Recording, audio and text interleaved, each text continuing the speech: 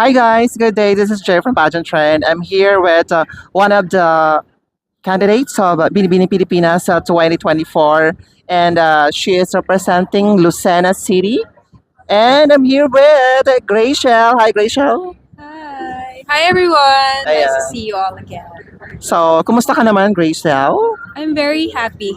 Oh, yes, of course, dapat always happy tayo, di ba? Yes, happy and blessed. Yes.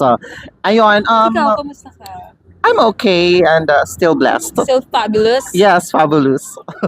Okay, so we are here now at Aberbilena corporate office, and they will be having a photo shoots for the, of course, corporate visit ng Binibining Pilipinas 2024 candidates, and kasama rin, of course, si Graciel. Yay. Ayun. And Graciel, so how was your journey here at Binibining Pilipinas so far? Very fulfilling for me because it's not more of the sponsors, it's more of charities. Like parang ngayon month lang kami nag-sponsors. Wow, bongga. Photo shoot. So, I really appreciate Binibini Pilipinas charities for what they're doing. Like, hindi So, pa tayo pinapanganak, charity na sila. correct. And iba talaga pag binibining Pilipinas, right? Yeah, So, parang fulfilled ka if you're one part of the Binibini. Gusto So, mo rin naging Binibini. of course, I'm always binibini. Diba? But anyway, how was the feeling that you are now a part of the Binibini Pilipinas family? Kasi, di ba, before you are joining from the other national pageants, and now you're also here na sa Binibining Pilipinas, which is one of the most prestigious pageant also. It's a So, dream come true for me. Iba. kumusta yung feeling mo Ito na, yung yeah. sinasabi nila na once sa Binibini, always sa Binibini. Like, So, iba yung feeling, iba yung fulfillment. Like, you are already an empowered, inspiring woman when you're here. Na parang, dati, doon ka lang sa barangay nagko-compete and now you're a Binibini. Like, nothing is impossible. Just dream in life. Yun siya sa akin eh. Dream come true yung feeling ko dito sa Binibini Pilipinas. Parang I'm never alone. Like parang lagi akong may kasama. I belong. I found the place where I belong. Sa Oh, yes, of Binibini. course.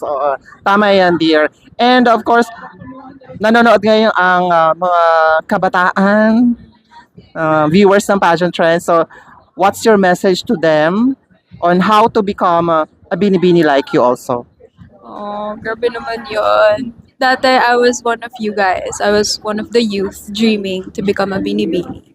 My message and advice for you guys is to follow your heart and do what you want to do in life. And alam mo yun, if you have dream, you will achieve it. And what you think is what you become. So, keep on thriving, keep going. Kahit na anumang challenges yung dumating sa buhay mo. Huwag kang susuko until hindi mo nakukuha. Yun. Bongga. Diba? Well, anyway, you have mentioned a while ago na once a binibini, always a binibini. So, can you please explain to us on how do you feel na you are now a binibini? Kasi once a Binibini, always a Binibini. Alam ko naman na nagsistart pa lang ako eh. Pero even if the pageant has ended, you're still Binibini. And that's the essence of being one of the candidates here. Parang, well, like parang kapag natapos na, binibini ka pa rin. You can always come back and you have a family here in Manila. Diba? Kasi taga-probinsya ako, ganun. So, I found a place here. Dito sa Binibini. Totoo. I can feel you. Diba?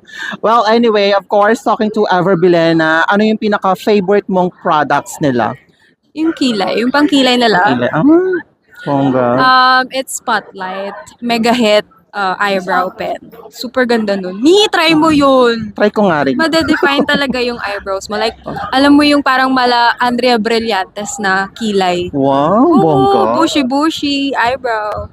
I-try natin yan, guys. And of course, baka Spotlight, naman. mega hit eyebrow pen. Alright. Thank you so much, Thank you. Graciel.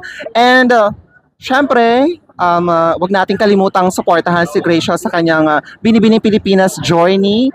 you. And meron ka bang gustong i-plug? Like social media platforms mo? You can follow me at Gracel Destura on all social media platforms. And please do follow Lucena City. It's the capital city of Quezon Province. Uy, ang gwapo ng mayor yun siya, no? Yes. Si Mayor Mar. Honorable Mayor Kuya Mark Alcala. Yes, bongga mo. Iniimbitahan ka niya sa Lucena ulit. Wow. Na-miss ko si Mayor. All right. So the persons behind your journey, do you have any message to them? Oo naman. Of course. Sabi nila, di ba, it takes a village to raise a queen and a child. So, I want to thank my parents, my family, my mentors, my manager. Hindi ko na sila sabihin isa-isa. Ang dami So, kasing Ang dami mong supporters, no? tumutulong sa akin since day one. And special mention ko na yung aking manager na si Naimeg Perez. And of course, my beauty and fashion training camp. And kagandahang Flores camp. Yun, sa mga makeup artist ko na tumutulong sa akin. Walang sawang tumutulong sa'yo. And, Iba yung feeling kasi kapag you're blessed with so many people. exactly. Alam mo yung pag nahulog ka, sila yung nandyan para sa'yo. And I want to thank all of those people. And of course, yung mga supporters ko, kahit 3 beses akong bumagsak, dito pa rin sila. They're supporting, they're cheering on me, and they still love me.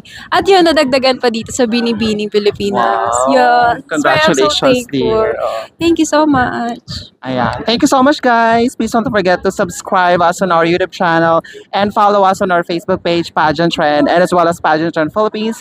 And syempre, sa namin, Instagram account at Pageant Trend Official. Thank you so much, guys, for Thank watching. you. Bye-bye. Thank you.